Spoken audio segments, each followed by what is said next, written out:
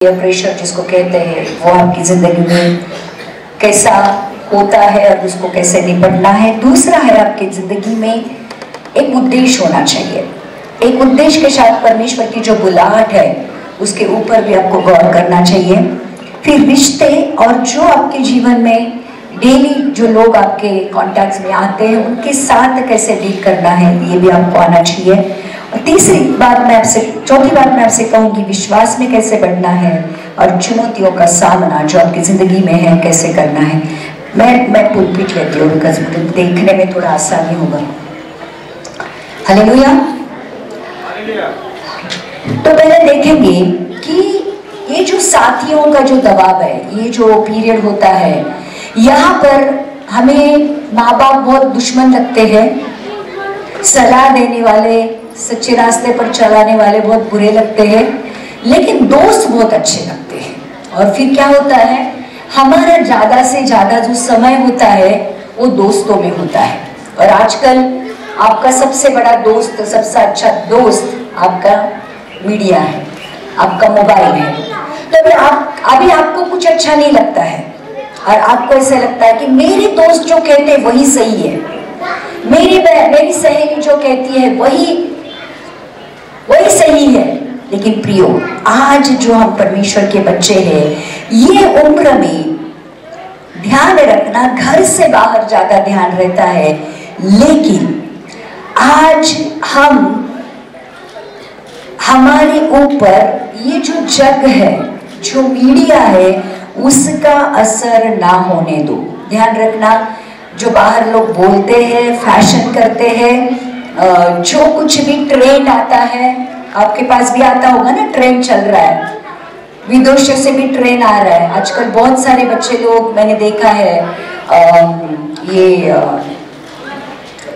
China के पास कौन सा देश है दैट, वो उसमें south Korea, Korean music, Korean खाना, कोरियन बहुत चल रहा है आज, बहुत ट्रेंड चल रहा है।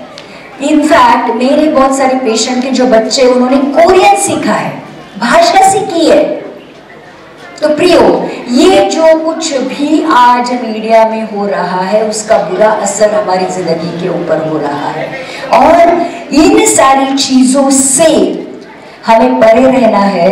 और देखो, वचन बहुत सुंदर रीति से कहता है, 1 करंती 15वां अध्याय का हम 33वां वचन पढ़ेंगे। 1 करंती लिखो, जिनके पास बाइबल है खोले अपनी बाइबल, और 1 करंती 15वां अध्याय का 33वां वचन पढ़ेंगे, जहां पर लिखा है धोखा न खाना।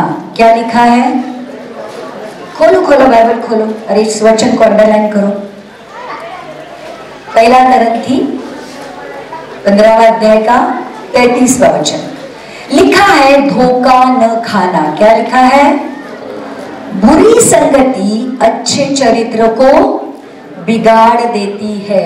आपका चरित्र कितना भी अच्छा क्यों ना हो, लेकिन आप बुरी संगति में हो तो आपका वो जो बुरी संगति है आपके अच्छे कैरेक्टर को जरूर बिगाड़ती है।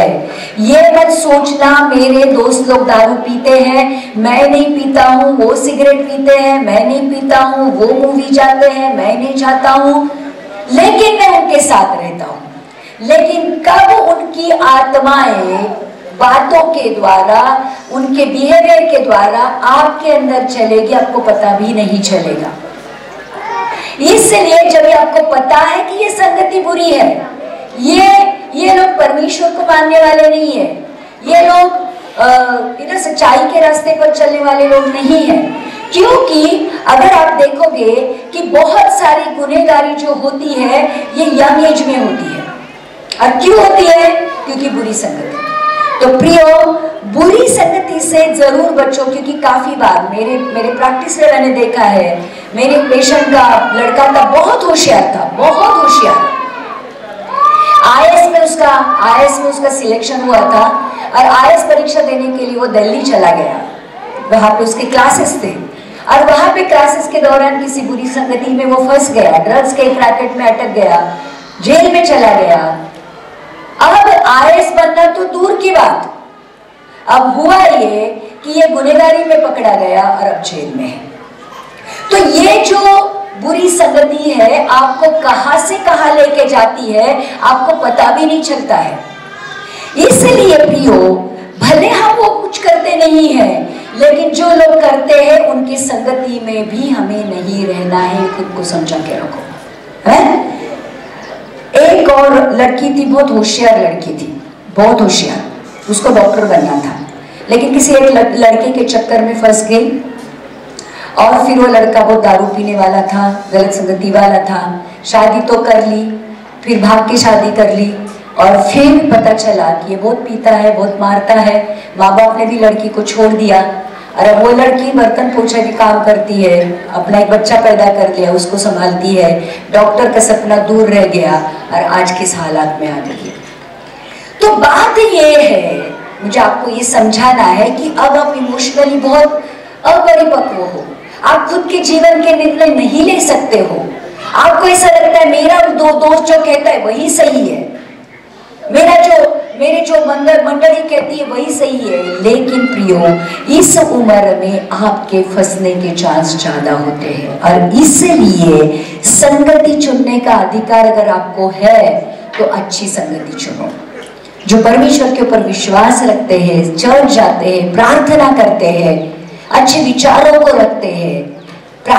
ऐसे लोगों के साथ संगति रखो और ध्यान रखना, आप परमेश्वर की संतान हो। क्या परमेश्वर की संतान दुष्टों की युक्ति पर चलने वाली, पापी मंडलियों के, पाप करने वाले लोगों के साथ चलने वाली होनी चाहिए? नहीं चाहिए? नहीं। इसलिए हम किसके साथ उठते बैठते चलते हैं ये देखना बहुत जरूरी है, क्योंकि प्रियो, ये बुरी संगति का असर चाहे ना चाहे आपके जिंदगी में होता है। और आज मैं आपको डायरेक्टली बात करूंगी, आज दुनिया में जो दारू पीना, सिगरेट पीना आम बात है। लोगों को कुछ लगता भी नहीं, दारू पीते हैं, सिगरेट पीते हैं। हमारी मुंबई में तो ड्रग्स भी चलता है, बहुत आम बात है, ट्रेंड है, मतलब नॉर्मल चीज है। 4 लोग इकट्ठा होते हैं, पार्टी करते हैं, एक नॉर्मल बात है। लेकिन ऐसी चीजों से हमें दूर रहना, इवन गुटखा खाना, तंबाकू खाना, ये सारी चीजें भी हमारे जीवन में नहीं होनी चाहिए। ध्यान रखना, शादी से पहले संबंध बनाना, मैं directly as a doctor, as a pastor बात करूंगी, शादी से पहले किसी के साथ भी संबंध बनाना परमेश्वर की नजर में बहुत बड़ा पाप है ना? फिर पॉर्न देखना, जो भी आज मोबाइल पे आप देखते हो, क्या देखते हो भले दुनिया नहीं देखती है, लेकिन जिसने आंख दी है वो आंख देने वाला परमेश्वर, जिसकी आंखें है वो आप क्या देखते हो देखता है। कितने लोग समझ रहे हैं? आप मोबाइल में चुपके से कौन से मूवीज देखते हो, कौन से रील्स देखते हो, कौन सी शॉर्ट्स देखते हो, कौन सी साइट पे जाते हो, परमेश्वर देखता है। तो गंदी तस्वीरें देखना, गंदी पिक्चरें देखना परमेश्वर के बच्चों को शोभा नहीं देता है ना? क्योंकि वो भी एक संगति है, होमोसेक्सुअलिटी, लड़का का लड़के के साथ संबंध, लड़की के लड़की के साथ संबंध। डायरेक्टली इसलिए बात कर रही हूं कि कभी काफी सारी चीजें हमारी जिंदगी में होती है कि हमें बताने वाला नहीं होता है, गलत है पता है, लेकिन कोई जब उसके ऊपर उंगली रखता है तभी पता चलता है कि नहीं, अच्छी बात नहीं है। होमोसेक्सुअलिटी हमारे जैसे बच्चों के लिए नहीं होनी चाहिए। ध्यान रखना, आज इन सारी चीजों के ऊपर इसलिए ध्यान देना है क्योंकि ये सारी चीजें आज जिंदगी में एक नॉर्मल चीजें होने लगी है। किसी को बुरा नहीं लगता ये सारी चीजें करने में, क्योंकि अब ये फैशन भी नहीं, एक जीवन का भाग बन गया है। लोगों को पाप करने में बुराई नहीं लगती है, क्योंकि पाप करना एक आम बात हो गई है। लेकिन परमेश्वर आज युवाओं से ये कहता है, आइए निकालते सबोपदेशक का 11वां अध्याय का पढ़ेंगे 9वां वचन। सबोपदेशक इक्लेसियास्टिस का 11वां अध्याय का 9वां वचन कहता है, हे जवान, अपनी जवानी में आनंद कर और अपनी जवानी के दिनों में मगन रह, अपनी मनमानी कर और अपनी आंखों की दृष्टि के अनुसार चल, जो तुझे करना है तू कर। क्या कहता है बाइबल? मनमानी कर, जो अच्छा लगता है कर, जो चाहिए वो कर अपनी जिंदगी के साथ। लेकिन परमेश्वर का वचन चेतावनी देता है, परंतु यह जान रख कि इन सब बातों के विषय परमेश्वर तेरा न्याय करेगा। अब फंस गए ना? कितने लोग समझ रहे? हमें लगता है कौन पूछता है, कौन क्या करेगा, कौन करेगा नहीं, वो करता है। इसलिए आज बहुत सारे मिडिल एज के लोग और बूढ़े लोग पछता रहे हैं, क्योंकि उन्होंने जवानी में जो गलतियां की है, जिंदगी भर वो गलतियों का आज वो भुगतान कर रहे हैं।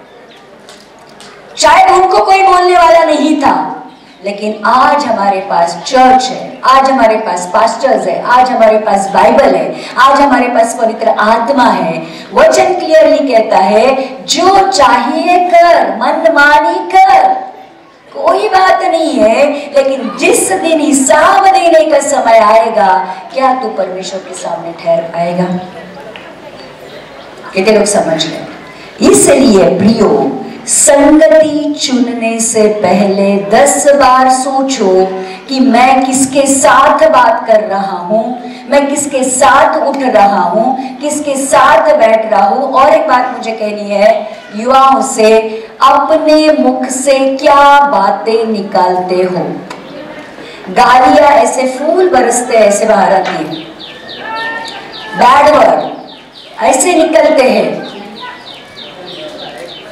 लेकिन जो कुछ भी आपके मुख से निकलता है उसके द्वारा भी आपका न्याय होता है।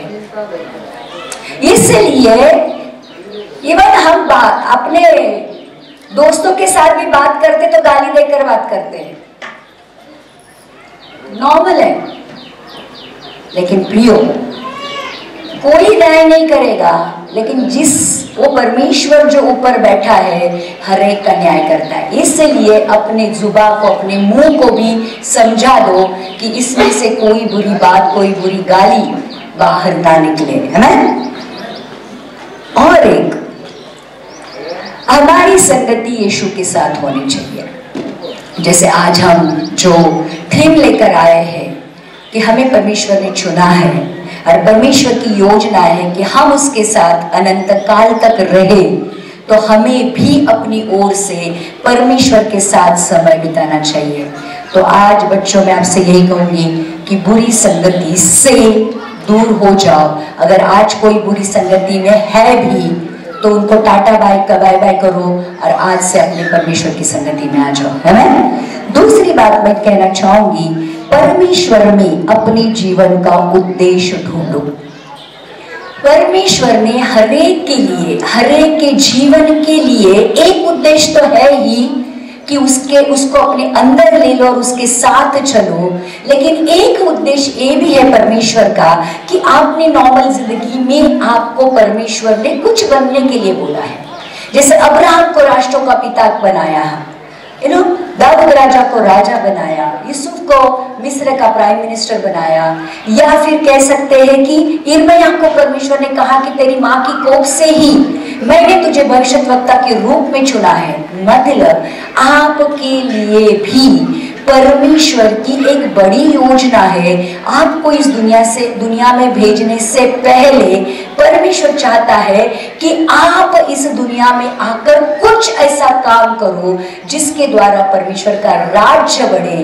और परमेश्वर परमेश्वर के अंगों में, हम परमेश्वर के अंग हैं, वो सिर है, हम उसके अंग है, तो उस अंग में भी हमारा कुछ काम है, वो काम को ढूंढना जरूरी है। जैसे यूहन्ना यीशु मसीह के आने से पहले परमेश्वर के लिए मार्ग बनाया, यीशु मसीह भी इस दुनिया में मिशन के साथ भेजा गया था कि सारे मानव जाति के सारे पापों के बदले क्रूस पर चढ़े और मानव जाति को पिता से मिलाए। तो प्रियो, आज परमेश्वर की हर एक के लिए जो योजना है, आपको भी परमेश्वर में मेरे लिए क्या योजना है, ये प्रार्थना पूर्वक पूछना है। आमीन। कितने लोग समझ रहे हैं? क्योंकि वचन कहता है यिर्मयाह की किताब का 29वां अध्याय का 11वां वचन, जो कल्पनाएं मैं तुम्हारे विषय में करता हूं उन्हें मैं जानता हूं। मतलब परमेश्वर ने आपके लिए जो प्लान्स बनाए हैं वो परमेश्वर जानता है, लेकिन परमेश्वर चाहता है वो नुकसान की नहीं, लेकिन तुम्हारे भलाई के लिए है। और अंत में जाकर वो कहता है God will give you N expected and. मतलब परमेश्वर की इच्छाओं के अनुसार, योजनाओं के अनुसार चलोगे तो आपने जो सोचा नहीं होगा उससे कई ज्यादा आपके जीवन के लिए जो परमेश्वर की बुलाहट है आप पूरी करोगे। जैसे मैं डॉक्टर हूं, अब मेरे बहुत सारे जो डॉक्टर फ्रेंड्स हैं वो अब डॉक्टरी कर रहे हैं, हॉस्पिटल चला रहे हैं, पैसा कमा रहे हैं, सब कुछ कर रहे हैं, लेकिन मुझे परमेश्वर ने एज अ डॉक्टर भी बनाया और एज अ पास्टर भी बनाया। अब मेरे जीविका का जो खाने पीने का जो मतलब खाने पीने का जो प्रॉब्लम है, मैं डॉक्टरी कर चलाती हूँ, लेकिन परमेश्वर ने मुझे पास्टर के रूप में भी चुना है। सो मेरे जीवन का एक उद्देश्य ये है कि मुझे डॉक्टर बनकर काम करना है, और दूसरा सबसे बड़ा उद्देश्य ये है कि मुझे परमेश्वर के वचनों को दुनिया के अंत तक लेके जाने का है। तो आपके जीवन के लिए भी परमेश्वर की ऐसी योजना है कि उसके साथ रहकर, उसके साथ चलकर, हो सकता है कि आप में से कोई एक बहुत बड़ा प्रॉफिट हो, आप में से कोई बहुत बड़ा अपोस्टल हो, आप में से बहुत बड़ा पास्टर हो, आप में से कोई बड़ी यहाँ पे बैठा हुआ कोई एक बहुत बड़ा कंपनी का मालिक हो, लेकिन हम हमारी योजना को बनाते हैं, परमेश्वर को कहते हैं उसको पास कर, उसके बदले हम ये कह सकते हैं कि प्रभु तेरी मर्जी क्या है, तेरी इच्छा क्या है, मुझे समझा दे, तो शायद जिंदगी और बेहतर हो जाएगी। आमीन। कितने लोग समझ रहे हैं? इसलिए प्रियो, परमेश्वर ने हमारे अंदर कुछ गिफ्ट डाले हैं, कुछ वरदान डाले हैं। जैसे हमारे ये जो भाई लोग हैं जो वर्शिप करते हैं, कोई बहुत सुंदर गिटार बजाता है, किसी की आवाज बहुत अच्छी है, कोई अच्छा कीबोर्ड बजाता है। तो ये जो वरदान गिफ्ट जो परमेश्वर ने दिए हैं, ये परमेश्वर के राज्य के लिए इस्तेमाल करो, क्योंकि उनको देने के पीछे परमेश्वर का एक बहुत बड़ा उद्देश्य है। देखो, आपके यहाँ जो मिशनरीज आए थे, वो मिशनरीज ने सैकड़ों साल पहले काम किया था, बराबर। आज हम 114वां अमगुट का मेला में आज आप बात कर रहे, आज वो मेला है करके मैं आज आपसे मिल पा रही हूं। उन्होंने 100 साल पहले जो बीज बोया था, जिसके पेड़ के फल आज हम खा रहे हैं। आप समझ रहे हो? मतलब हम हमारी जिंदगी में वो जो मिशनरीज थे कनाडा से क्या लेकर यहां पर आए होंगे, उनको चाहिए था कि यहाँ के लोग यीशु मसीह को जाने, उनका उद्धार हो।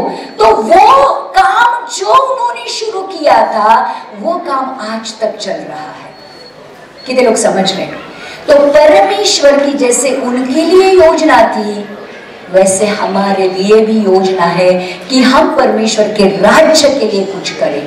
और वो जो परमेश्वर की बुलाहट है, परमेश्वर की जो योजना है आपके लिए, आप परमेश्वर के साथ जैसे बातें करोगे, जैसे जैसे आप चर्च में बढ़ोगे, आपको पता चलेगा कि मुझे वचन का बहुत अच्छा आकलन हो रहा है, मेरी आवाज बहुत अच्छी है, मैं बहुत अच्छा इंस्ट्रूमेंट बजाता हूँ, और आपको पता चलेगा कि मुझे परमेश्वर होने वाली बातों के बारे में बताता है। और ये सारी बातें पवित्र आत्मा के जो वरदान है, जिसके द्वारा आप जान सकोगे कि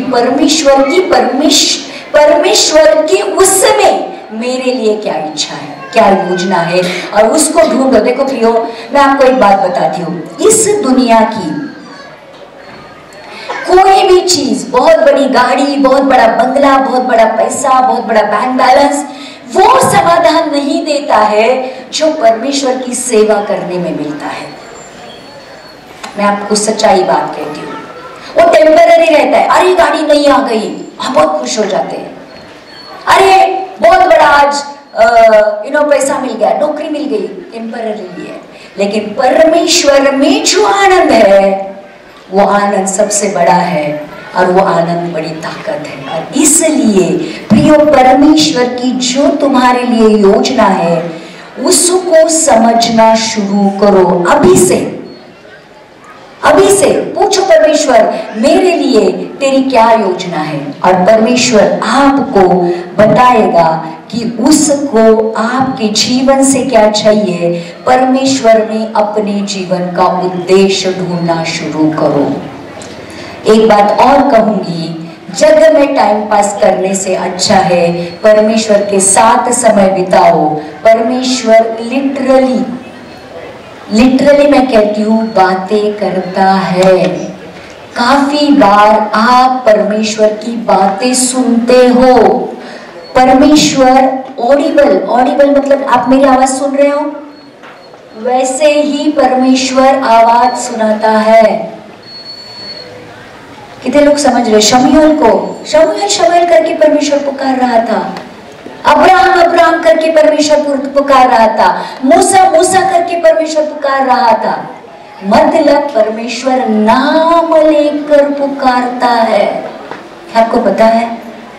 इसलिए प्रियो, परमेश्वर के साथ जितना समय होता है उतना बिताओ और ध्यान रखना परमेश्वर में बढ़ते रहो। और एक बात मैं आपसे बोलना चाहूंगी कि रिश्तों को निभाना सीखो। देखो, पढ़ते हैं नीति वचन 3 अध्याय का 5 और 6 वचन पढ़ेंगे। वचन ये कहता है, तू अपनी समझ का सहारा न लेना वरन संपूर्ण मन से यहोवा पर भरोसा रखना। ये उम्र में ऐसे लगता है मुझ में बहुत ज्ञान है, मुझ में बहुत बुद्धि है, मैं किसी की नहीं सुनूंगा, कोई मुझे समझाने का नहीं है ना। हम कहते हैं मुझे ज्यादा बोलने का नहीं, मुझे समझता है, सब कुछ समझता है मुझे। लेकिन परमेश्वर का वचन कहता है, अपनी समझ का सहारा मत ले। अपनी समझ का सहारा लेकर अपनी जिंदगी के फैसले मत कर। संपूर्ण मन से यहोवा पर भरोसा रख। क्या लिखता है परमेश्वर का वचन? संपूर्ण मन से। आपकी जिंदगी में जो कुछ भी आज प्रॉब्लम है, मैं कहती हूं, मुझे पता है आपकी जिंदगी में बहुत प्रॉब्लम है। घर में झगड़े हैं, कोई सताना है, पैसे की कमी है, कोई दबाता है, बहुत कुछ है, पीयर प्रेशर है, आपको जो चाहिए वो नहीं मिल रहा है, बहुत चीजें हैं। मैं जानती हूं आज की पीढ़ी किस दौर से गुजर रही है, मुझे पता है। लेकिन परमेश्वर कहता है उन सारी चीजों में किसी व्यक्ति के ऊपर भरोसा मत रख, परंतु संपूर्ण मन से अपने यहोवा पर जो आपसे प्यार करता है उस पर भरोसा रख। और आगे लिखा है, उसी को स्मरण करके हरेक काम कर। जो कुछ भी आप करोगे, देखो पढ़ाई भी करते हो ना प्रियो, पढ़ाई करने से पहले, बुक खोलने से पहले बाइबल खोलो। आपको पता है एक माइलिन मुनरो करके एक बहुत बड़े प्रचारक है, थे, मर गए वो। उन्होंने लिखा है कि उनके बचपन से जैसे उनको पढ़ना आया, उन्होंने बाइबल पढ़ना शुरू किया और लगातार बचपन से 6वीं 7वीं के उम्र में उन्होंने अपना बाइबल पढ़ना शुरू कर दिया। और उन्होंने ये कहा, जैसे जैसे मैं बाइबल पढ़ता गया वैसे वैसे मेरा शैक्षणिक जो रिजल्ट था वो बढ़ते गया। और ये जो प्रचारक है, ये इतना बड़े आदमी बन गए कि राष्ट्रों के राष्ट्रपति उनको बुलाने लगे कि हमारे राष्ट्र में ये प्रॉब्लम है, उसके लिए प्रार्थना पूर्वक हमें बताओ कि क्या सॉल्यूशन है। परमेश्वर के वचन सुनने से बुद्धि बढ़ती है। इसलिए जब भी पढ़ाई करते हो तो पहले एक हाथ दो अध्याय परमेश्वर के वचन के पढ़ो, फिर प्रार्थना करो कि प्रभु मुझे बुद्धि दे, मुझे ज्ञान दे, समझ दे, जो भी डिस्ट्रैक्शंस है वो निकाल दे, मैं शांति के साथ मेरी पढ़ाई कर सकूं, मुझे आपकी वाली मेमोरी दे दो ताकि जो कुछ भी मैं पढ़ूं मुझे याद आए। और देखो, प्रार्थना करके पढ़ाई करो, वो पढ़ाई वेस्ट नहीं जाती। काफी बार ऐसे होता है, बाइबल हम किताब यहाँ पे रखते हैं और मोबाइल इधर रखते हैं, बराबर? इधर किताब होती है, इधर मोबाइल होता है। आधा ध्यान किताब में होता है, आधा ध्यान मोबाइल में होता है। जब पढ़ाई करते हो मोबाइल स्विच ऑफ। और क्या करो, ऐसी जगह रखो कि आपको उठ के लेने में तकलीफ हो। पढ़ाई करते समय मोबाइल ऐसी जगह रखो कि उठ के लेने में तकलीफ हो, ताकि उठाओ नहीं। संपूर्ण मन से यहोवा पर भरोसा रखो, उसी को स्मरण कर के हर काम करो, तो तुम्हारा हर काम परमेश्वर आपके लिए मार्ग बनाएगा, कोई और नहीं। काफी सारे बच्चे यहाँ पे है, मार्ग ही नहीं दिख रहा है, क्या करें जीवन के साथ पता ही नहीं है, कौन सी साइड चुने, कौन से व्यक्ति को चुने, क्या करे, कुछ नहीं समझ में आ रहा है, पूरा कंफ्यूजन है। क्योंकि ये जो युवा स्थिति होती है, सबसे कंफ्यूज स्थिति होती है। और आज तक हमने देखा है, पास्टर भी एग्री करेंगे, ये जो पीढ़ी है आजकल की, इस दुनिया की सबसे ज्यादा कंफ्यूज पीढ़ी है। अभी हमारे माँ बाप हमको रट्टा लगाकर पढ़ाई के लिए बैठाते थे, पढ़ाई के बगैर हमको खाना नहीं मिलता। मेरी माँ ने कहा था डॉक्टर बनेगी मतलब डॉक्टर ही बनेगी, दूसरा कोई साइड सोचने का भी नहीं, डॉक्टर की पढ़ाई करनी है। हमारे लिए चॉइस नहीं था, लेकिन आज उस डिसिप्लिन की वजह से हम कुछ बन पाए। हमें लगता है डिसिप्लिन, माँ क्या बाड़ करती रहती है, बाप क्या पीछे लगता रहता है, टीचर क्या ये करते हैं, पास्टर लोग क्या हमारे पीछे लगते हैं। क्यों लगते हैं आपके पीछे? क्योंकि आपसे प्यार करते हैं। क्यों चाहते हैं कि आप ये मत करो और ये करो? क्योंकि आपकी जिंदगी को सुधारना चाहते हैं। लेकिन हमें मानना ही नहीं है। हर एक जो अच्छी बातें करता है, हमें सुधारने की कोशिश करता है, हमें दुश्मन दिखाई देता है। टाइम पे खाना खा, माँ बोलती है खाना ठंडा हो रहा है, मोबाइल बाजू में रख, खाना खा ले, अच्छा नहीं लगता है, तू चुप। माँ को चुप करते हैं, बाप को चुप करते हैं, इसको चुप करते हैं। अच्छी बात नहीं है। जो आपको डिसिप्लिन करता है, देखो परमेश्वर का वचन कहता है बाप ही अपने बेटों को डिसिप्लिन कर सकता है, अनुशासित कर सकता है। तुम्हारे पिता जाकर तुम्हारे बाजू वाले लड़के को मारेंगे नहीं, अगर वो गलती करेगा तो तुमको मारेंगे, क्योंकि वह आपका पिता है। वैसे ही हमारा स्वर्गीय पिता भी गलती करने पर मारता है। फिर कितने लोग समझ रहे हैं?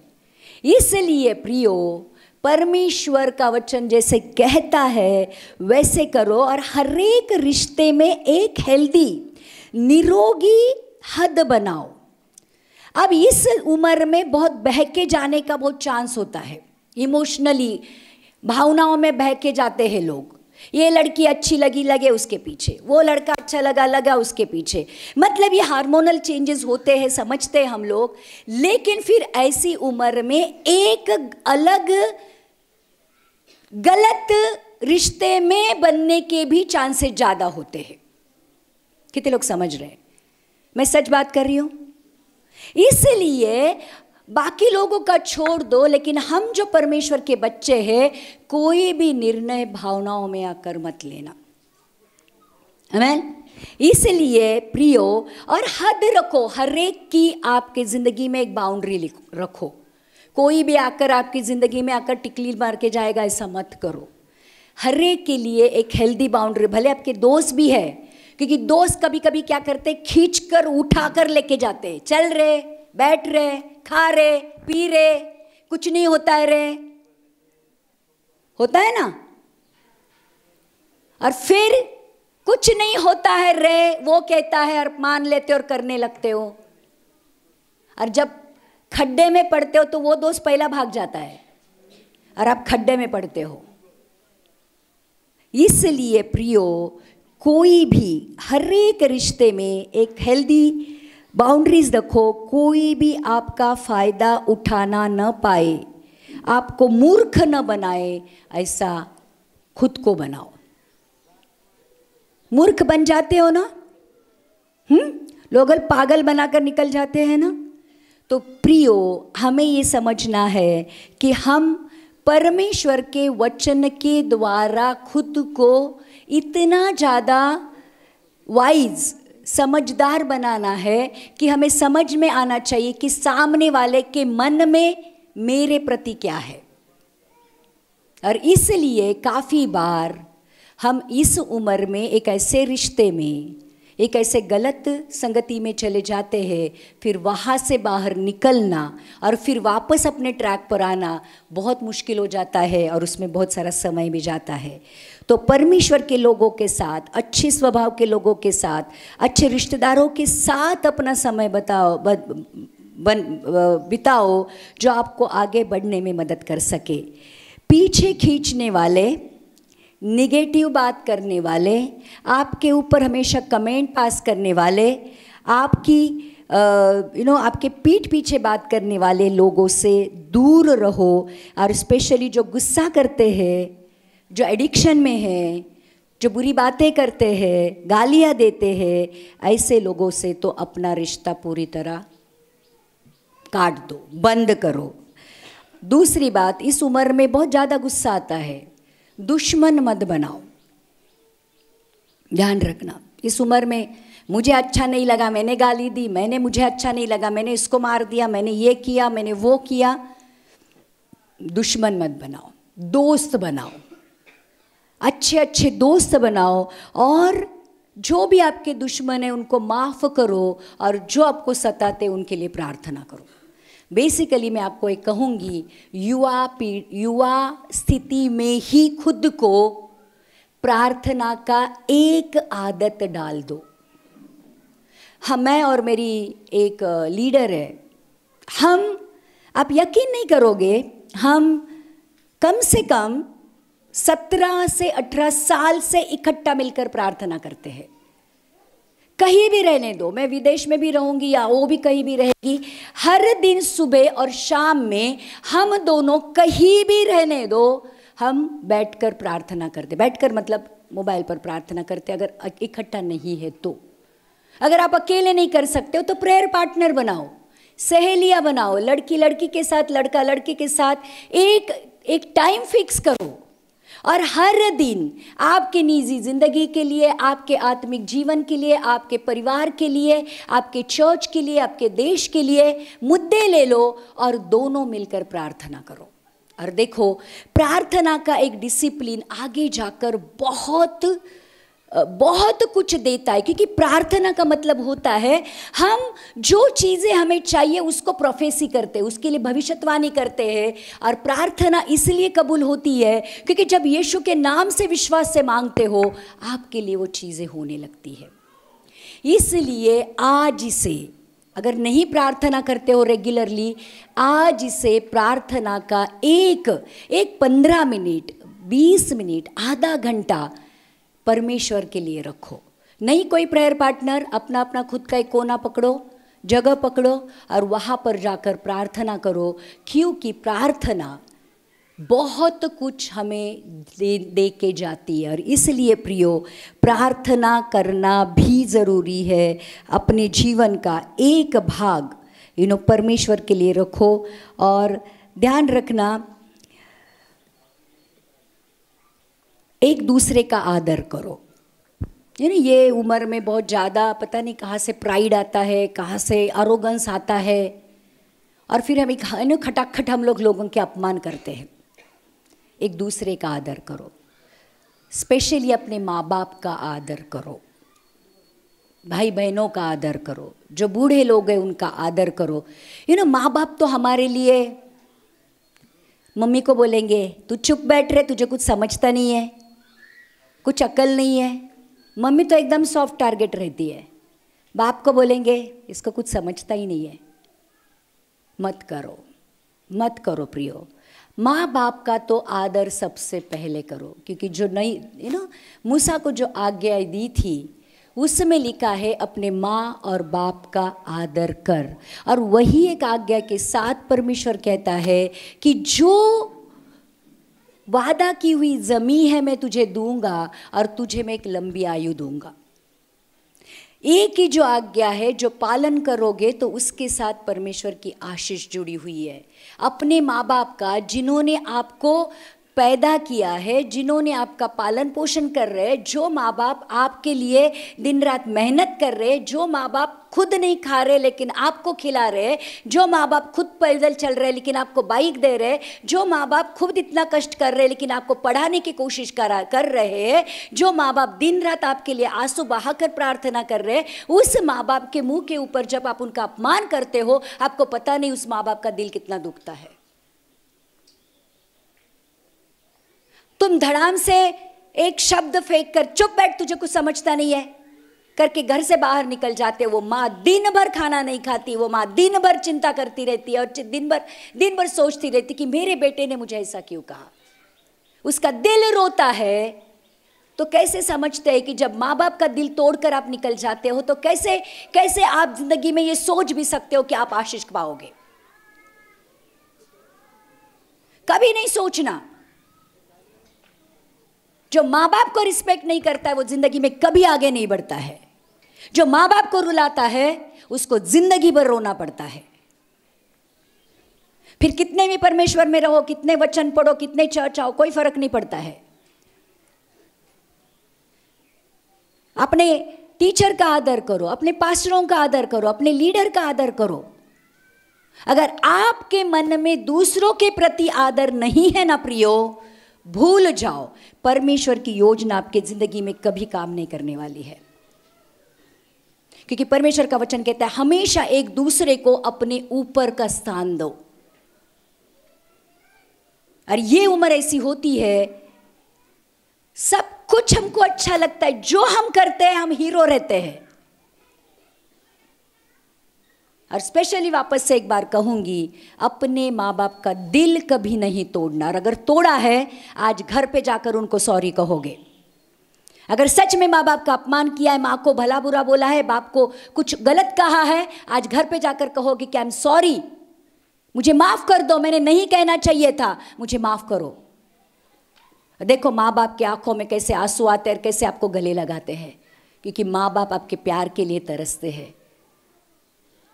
मदद करो उनकी। पता है माँ इतनी उम्र की है फिर भी चला रही है, लेकिन हम एक बर्तन उठाकर उधर नहीं रख सकते हैं। नहीं करते हैं माँ बाप की मदद। पता है कि वो उनको जरूरत है। आज मेरी एक छोटी सी मदद उनकी जिंदगी में बहुत कुछ कर सकती है, लेकिन मैं जानबूझकर नहीं करता हूं, नहीं जानबूझकर नहीं करती हूं। जो तुम्हारे साथ रहते हैं उनसे प्यार नहीं कर पाते हो, उनका आदर नहीं कर पाते हो, उनकी मदद नहीं कर पाते हो, दुनिया में जाकर क्या दुनिया बदलेंगे हम? कितने लोग समझ रहे हैं? मैं आपको दोष नहीं लगा रही, आई एम सॉरी, मैं दोष नहीं लगा रही हूं। लेकिन अगर हम ये करते हैं प्रियो, तो परमेश्वर की नज़र में ये सही नहीं है, मैं आपको बताना चाहती हूँ। इसलिए रिश्तों का आदर करना सीखो। जो भी रिश्ते हैं, टीचर के पीठ पीछे बातें करना, कमेंट करना, भले बुरे कहना, ये सारा स्वभाव मसीह बच्चों का नहीं होना चाहिए। दूसरी बात ये है कि आपको ये उम्र में शादी का भी एक बहुत बड़ा ये रहता है। शादी उसी इंसान से करो जो तुम्हारे परमेश्वर को प्यार करता है और जो तुम्हारे परमेश्वर के साथ चलना चाहता है। रूथ, नओमी की कहानी कितने सारे लोगों को पता है। नओमी के इज़राइल में जब भी अकाल पड़ जाता है, वो मवाब करके देश में चली जाती है और वहाँ पे उससे अपने पति को भी खो देती है, अपने बच्चों को भी खो देती है और उसकी दोनों बहुओं को कहती है तुम भी जाओ, तुम भी शादियाँ करो। लेकिन रुत कहती नहीं, तेरा परमेश्वर मेरा परमेश्वर, तेरे लोग मेरे लोग। और वो नओमी के साथ नओमी के देश वापस आती है और लिखा है वही रूत आगे जाकर बोआज नाम के एक बहुत धर्मी और अमीर इंसान से उसकी शादी होती है और इस रूत का नाम यीशु मसीह की वंशावली में दर्ज किया जाता है। इसलिए शादी करनी है तो भी वापस से कहूँगी बहानों में बहकर, क्योंकि सब वो अच्छी दिखती है, वो अच्छा दिखता है, उसके पास पैसा है, उसके पास प्रॉपर्टी है, वो अच्छा स्वभाव का है करके जो आपके परमेश्वर को नहीं मानता है, ऐसे लोगों के साथ कोई रिश्ता मत रखो।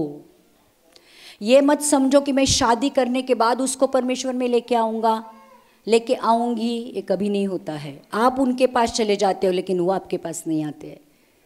इसलिए शादी का डिसीजन लेने से पहले 10 बार नहीं 100 बार सोचो, परखो और फिर शादी का डिसीजन लो। सबको सामने रखते हुए ये सारी चीज़ें होने दो। एक आत्मिक बुनियाद बनाओ, आपकी जीवन की एक बुनियाद होनी चाहिए। और आइए देखते हैं मत्ती की किताब का 7वां अध्याय का 24 और 25 वचन में लिखा है, पढ़ते हैं। इसलिए जो कोई मेरी ये बातें सुनकर उन्हें मानता है वह उस बुद्धिमान मनुष्य के समान है ठहरेगा जिसने अपना घर चट्टान पर बनाया। अभी वचन सुनने वाले बहुत है,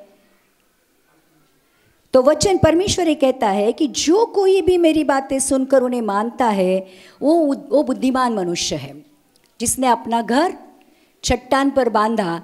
और बाढ़ें आई, मेघ बरसे, तूफान आया, वो घर नहीं गिरा क्योंकि वो घर चट्टान पे बनाया हुआ था। तो तुम्हारे जीवन की बुनियाद वचन होना चाहिए। यही वचन, जैसे आज हमने बात की थी, यही वचन आपको बचाएगा, छुड़ाएगा, मार्ग दिखाएगा, बुद्धि देगा, ज्ञान देगा, प्रकाश देगा, हिम्मत देगा, ताकत देगा, सामर्थ देगा, जो कुछ भी आपको चाहिए वचन देगा। इसलिए जीवन की एक बुनियाद होनी चाहिए, क्योंकि जो फिर वचन सुनकर उसके अनुसार नहीं चलता है वो अपना घर बालू के ऊपर बनाता है। जैसे ही एक लहर आती है टूट जाता है। बहुत सारे लोगों के जीवन आज टूटे हुए हैं क्योंकि उनकी जीवन की बुनियाद वचन के ऊपर नहीं है। इसलिए आज जैसे हम लोगों ने वचन के बारे में बात की थी, वचन सिर्फ सुनने वाले नहीं परंतु उसके अनुसार चलने वाले बनो। और देखो ये वचन आपको कहाँ से कहाँ लेके जाता है। इसलिए रेगुलरली जैसे प्रार्थना का आदत लगाओगे वैसे ही वचन की भी आदत लगा दो। हर दिन 10 से 15 मिनट वचन के लिए दे दो ताकि ये वचन आपके आगे जाकर काम आ जाए। थोड़ा ये नेटफ्लिक्स, व्हाट्सएप, फेसबुक, क्या कहते हैं, इंस्टा छोड़कर उसमें से मुंडी निकाल कर थोड़ा वचन में भी डालो। वचन मीठे हैं, आपको पता है वचन एक जगह लिखा है कि मधु से भी मीठे हैं। एक बार अगर परमेश्वर की उपस्थिति का आपको चस्का लग गया ना, आदत लग गई ना, बाकी सारी चीज़ें आपको अच्छी नहीं लगती है। एक बार वचन का एक आदत लगने लगेगी ना, वचन अगर समझ में आने लगेगा ना, आप सब कुछ छोड़कर वचन पढ़ने बैठ जाओगे। क्योंकि हम पढ़ते नहीं है इसलिए हमको पता नहीं चलता कि वचन में कितनी अच्छी चीज़ें छुपी हुई है। वचन खुद परमेश्वर है।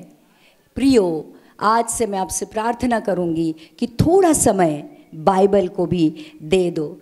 चुनौतियों का सामना विश्वास और धीरज के साथ करो। आपके जीवन में प्रॉब्लम क्यों है ये पहले ढूंढो। मेरी गलती है, मेरी गलत विचार है, मेरा गलत स्वभाव है, मेरा गलत कुछ डिसीजन है। प्रॉब्लम क्यों है, थोड़ा बैठकर सोचो, क्यों मैं ज़िंदगी में प्रॉब्लम को फेस कर रहा हूँ। काफ़ी बार गलतियाँ हमारी होती है, हम आबेल मुझे मार करते हैं, प्रॉब्लम को न्योता देते हैं और हम खुद फंस जाते हैं। तो जब भी प्रॉब्लम आती है थोड़ा सा अवलोकन करो कि प्रॉब्लम क्यों है। और परमेश्वर ने इस बाइबल में 365 बार एक वचन कहा है, मत डर क्योंकि मैं तेरे साथ हूँ। ये चीज़ कभी नहीं भूलना। आप कितने भी संकट में हो, प्रॉब्लम में हो, तकलीफ में हो, परमेश्वर आपके साथ है। कोई साथ रहे ना रहे, आपका परमेश्वर आपके साथ है। और देखो, उड़ाऊ पुत्र जो अपनी पिता की संपत्ति लेकर, पिता की संपत्ति को बेचकर, दूर देश जाकर, गंदी चीज़ों में उड़ाकर जब वापस आता है तो भी पिता उसको गले लगाता है, उसको चूमता है, उसको वापस अपने घर में लेता है, उसको अधिकार देता है। हमारा पिता वैसा ही हृदय रखता है। आज कितने भी बड़े प्रॉब्लम में, कितने भी बड़ी पाप में, कितने भी बड़ी बुरी संगति में, कितने भी बड़े व्यसनाधीनता में क्यों न फंसे हो, कोई बात नहीं, पीछे मुड़कर उन सारी चीज़ों को छोड़कर पिता के पास, परमेश्वर के पास आने का मार्ग है। और परमेश्वर माफ़ करता है। परमेश्वर के सामने गलतियां कितनी बड़ी वो नहीं देखता है, पश्चाताप कितना बड़ा है वो देखता है। आमीन। इसलिए अगर गलतियां हुई भी है, कोई बात नहीं, मिस्टेक्स की है, बड़े बड़े पाप किए, कोई बात नहीं है। अगर आज पश्चाताप करके परमेश्वर के पास आते हो तो अपना परमेश्वर बाहें पसारे आपका इंतज़ार कर रहा है कि आप कब आओ और वो आपको गले लगाए। आमीन। तो प्रियो, डरो मत, कितनी भी बड़ी चुनौतियाँ क्यों ना आए। काफ़ी बार चुनौतियाँ यूसुफ की तरह होती है। यूसुफ के जीवन के लिए बहुत बड़ा कॉलिंग था। यूसुफ के लिए परमेश्वर की बहुत बड़ी योजना थी कि वो मिस्र का सेकंड इन कमांड बने। इसलिए उसके जीवन में बहुत ज़्यादा सताव था। उसके भाइयों ने उसको मारने की कोशिश की, खड्डे में डाला, गुलाम करके बेच दिया, उसको बेवजह बंदी गृह में जाना पड़ा। तो काफ़ी बार हमारी ज़िंदगी में प्रॉब्लम इसलिए भी होती है क्योंकि हमारी ज़िंदगी के ऊपर कभी कभी परमेश्वर की बहुत बड़ी कॉलिंग, बहुत बड़ी बुलाहट होती है। इसलिए अगर मैंने कोई गलती नहीं की है, मेरा कोई उसमें इन्वॉल्वमेंट नहीं है, फिर भी मेरी ज़िंदगी में प्रॉब्लम है, तो take it as a training. कोई भी पुलिस वाला होता है, मिलिट्री वाला होता है, तो तुरंत बॉर्डर पे या कोई पुलिस स्टेशन में मशीन गन देकर भेजते हैं? नहीं। हर एक अधिकार मिलने से पहले ट्रेनिंग होती है। बराबर होती है, नहीं होती है? अभी आपको तुरंत उठाकर आईएएस बना दिया तो आप कर पाओगे? नहीं। आज आपको उठाकर डॉक्टर बना दिया, आप कर पाओगे? नहीं। हर एक चीज़ की ट्रेनिंग होती है। तो काफ़ी बार परमेश्वर आपको उन तकलीफ़ों से, उन प्रॉब्लमों से, उन सारे सताव से एक ट्रेनिंग की तरह लेके जाते हैं। तो take it as a training कि परमेश्वर मुझे ट्रेन कर रहा है। कितने लोग जिम जाते हैं? जिम जाते हो तो जो वजन होता है, आपके क्षमता से बाहर वजन उठाते हो। बराबर? जब आप क्षमता से बाहर वजन उठाते हो तो ही तो आपके मसल बनते हैं। तो काफ़ी बार आपके विश्वास के मसल बनाने के लिए परमेश्वर जानबूझकर आपके ज़िंदगी में प्रॉब्लम डालता है। तो उसके लिए दोष मत देना। अगर प्रॉब्लम बेवजह है तो समझो आपके जीवन के ऊपर परमेश्वर की बहुत बड़ी बुलाहट है, बहुत बड़ी कॉलिंग है। तो ध्यान रखना, ये भी सोचना कि ये तकलीफ़ें मुझे तोड़ने के लिए नहीं परंतु और मजबूत बनाने के लिए आई है। रोते मत बैठो, दोष मत निकालते बैठो अपने परमेश्वर के पास और पूछो कि प्रभु ये प्रॉब्लम के पीछे तेरी क्या इच्छा है। और परमेश्वर आपको बताएगा कि ये प्रॉब्लम आपके साथ क्यों आई है। ध्यान रखना, अगर आप खुद को संभाल नहीं सकते हो, समझो, तो पास्टर सिस्टर्स है, आपके पास कोई ऐसा आत्मिक व्यक्ति है जिसके साथ आप आपकी प्रॉब्लम शेयर कर सकते हो, जो आपको एक अच्छी सलाह दे सकता है, जो आपको समझा सकता है, जो आपके साथ प्रार्थना कर सकता है। ऐसे एक व्यक्ति को आपके जीवन में होना बहुत ज़रूरी है। और ऐसे व्यक्ति ढूंढो जो अगर गलती करने पर चाटा पर मारे और अच्छा करने पर गले भी लगाए। तो एक ऐसे व्यक्ति को अपने ज़िंदगी में रखो। बाइबल को कभी मत छोड़ो। आपके प्रॉब्लम के सारे उत्तर आपको वचनों में मिलेंगे। और ध्यान रखना, पवित्र आत्मा में दिन ब दिन आगे बढ़ते जाओ। और एक आखिरी वचन आपके लिए, जो आपके लिए प्रॉमिस है परमेश्वर का, आइए देखते हैं रोमियो की किताब का 8वां अध्याय का 28वां वचन पढ़ेंगे, जहाँ पर परमेश्वर ने लिखा है, हम जानते हैं कि जो लोग परमेश्वर से प्रेम रखते हैं उनके लिए सब बातें मिलकर भलाई को ही उत्पन्न करती है, अर्थात उन्हीं के लिए जो उसके इच्छा के अनुसार बुलाए गए हैं। ये प्रॉमिस आपके लिए है कि आपके जीवन की हर एक बात परमेश्वर भलाई में ही उत्पन्न करेगा। आमीन। जो कुछ भी आपके ज़िंदगी में होता है परमेश्वर आपको भलाई में ही उत्पन्न करेगा, क्योंकि आप परमेश्वर से प्यार करते हो और उसकी इच्छा के अनुसार बुलाए गए हो। तो प्रियो, जवानी का समय वापस नहीं आता है, लेकिन जवानी का समय जिस तरीके से हम गुजारते हैं उसके ऊपर आपकी बाद वाली ज़िंदगी निर्भर करती है। इसलिए ये समय का इस्तेमाल बहुत समझदारी से करो, और मैं कहूँगी ये समय परमेश्वर को दो, ये समय परमेश्वर को दो। और देखो, ये समय जब परमेश्वर को दोगे, दाऊद राजा की तरह, यूसुफ की तरह, परमेश्वर आपको इस दुनिया में भी बड़े पोजीशन पे रखेगा, इस दुनिया में भी बहुत बड़े इन्फ्लुएंस लोगों के साथ, राजाओं के साथ, बड़े बड़े अधिकारी पॉलिटिशियन के साथ आपको खड़ा करेगा। सिर्फ आत्मिक लोग बेकार नहीं होते हैं, आत्मिक लोग बीमार नहीं होते, आत्मिक लोग सिर्फ गरीब नहीं होते हैं। बाइबल गवाह है, जितनों ने भी परमेश्वर यीशु मसीह के ऊपर या परमेश्वर के ऊपर विश्वास किया, उन लोगों का पोजीशन परमेश्वर ने इस जगत में भी सबसे बड़ा किया है।